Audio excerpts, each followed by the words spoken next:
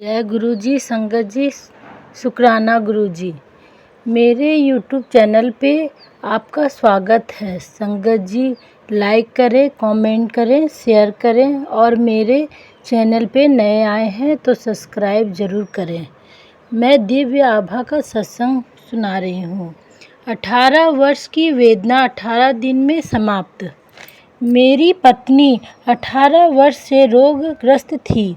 1982 में उसके शरीर की गांठें उभर आई थी जिनमें तपेदिक रोग के कीटाणु थे। अति क्षीण काया और तीव्र औषधियों के कारण उसे विभिन्न प्रकार के रोग होने लगे। उदर का नासूर, पित्ताशय की पथरी, अंत्रवृद्धि, कर्ण अबुर्ध और गर्भाशय के रोग आदि। हमने हर प्रकार की चिकित्सा कर ली, एलोपैथिक, होम्योपैथिक, आयुर्वेदिक, यूनानी, यहाँ तक कि रेकी भी कर ली, परंतु सब प्रयास विफल रहे। उसके शरीर पर नए रोग प्रकट होते रहे। 1987 और 1999 की अवधि में उसकी 5 बड़ी शल्य क्रियाएं हुई। उसकी भूख समाप्त हो चुकी थी और वह कभी पूरा भोजन नहीं कर पाती थी। उसकी श्रवण शक्ति आधी रह गई थी। ऊपर से ज्योतिषियों की भविष्यवाणी के अनुसार उसका जीवन इतना ही था। परिवार में सब निराश थे। आशा की कोई किरण दिखाई नहीं दे रही थी। ऐसे समय में गुरुजी के रूप में ईश्वरीय कृपा प्राप्त हुई। उनके बारे में हमें एक पारिवारिक मित्र ने बताया और 20 फरवरी 2000 को उनके प्रथम दर्शन हुए। संगत के उस पहले दिन की शांति की प्राप्ति हुई और हम अस्वस्थ हुए। चिकित्सकों के अनुसार मेरी पत्नी को किसी भी प्रकार के तेल की चुटकी भर मात्रा से अधिक और मसाले वाला भोजन निषिद्ध था। उसे 8 बजे से पूर्व भोजन करना होता था और संगत में गुरुजी ने 9 बजे उसे मुट्ठी भर शुद्ध घी से बना हुआ कड़ा प्रसाद दिया और 1 घंटे के उपरांत हमने लंगर किया जिसमें मसालेदार भोजन था। घर लौटने पर हम सोच रहे थे कि होने वाली यातना को वह कैसे सह सकेगी, पर घर 7 बजे भोजन करने पर भी वह व्याकुल रहती थी और आधी रात तक उसे नींद नहीं आती थी। परंतु उस दिन 20 फरवरी को घर पहुंचकर वह मानो घोड़े बेचकर सो गई। उस दिन से वह बिना किसी परेशानी के सामान्य भोजन करती आ रही है।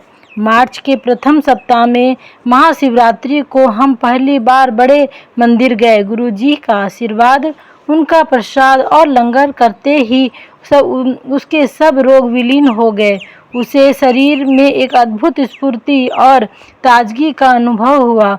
कुछ दिन पश्चात हम फिर चकित हुए जब उसने कहा कि टीवी का स्वर बहुत अधिक है। यह वही थी जिसे अपनी कमज़ोर श्रवण शक्ति के कारण फ़ोन की घंटी भी सुनाई नहीं देती थी। 18 वर्ष की वेदना 18 दिन में समाप्त हो गई थी। कहने का तात्पर्य यह नहीं है कि गुरुजी को कृपा करने के लिए अतिरिक्त समय की आवश्यकता है। वह तो सदा वृष्टि कर रहे हैं। हम योग्य होने पर ही उसे ग्रहण कर सकते हैं। इन महापुरुष के पलक झपकते ही सृष्टि की रचना अथवा इति हो जाती है। अनगिनत आत्माएं शरीर रूप लेती है और त्याग देती है। हम तो केवल इतना ही कह सकते हैं, तुम सम सर नहीं दयाल, मोहे सम सर पापी। जिह्वा पर जीप।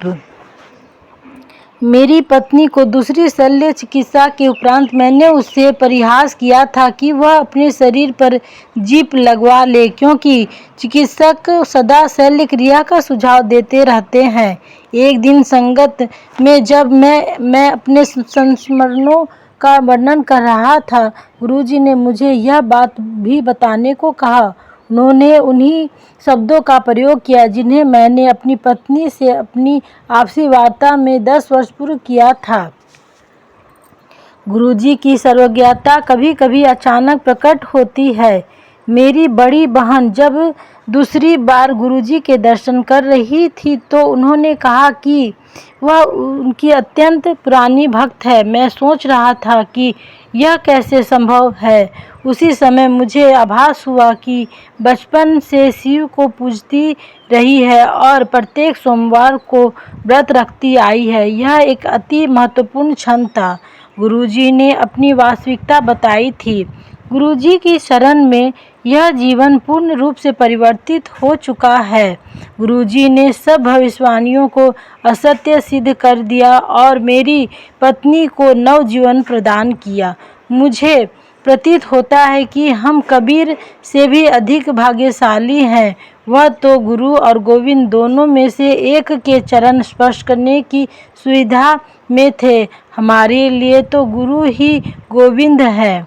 यह संगत स्वयं प्रभु के चरणों में बैठकर अत्यंत गौरवान्वित है। यह हमारा सौभाग्य है कि वह हमें अपने दर्शन, कृपा, स्नेह, निर्देशन और लंगर कराने का अवसर प्रदान कर रहे हैं। विनती है कि सबको उनके कलेशों और कष्टों से मुक्ति मिले। आइए हम सब मिलकर प्रार्थना करें। मेहरा वाले साया राखी चरना दे कोल, राखी चरना दे कोल, सानू चरना दे कोल। जय गुरु जी, शुक्राना गुरु जी।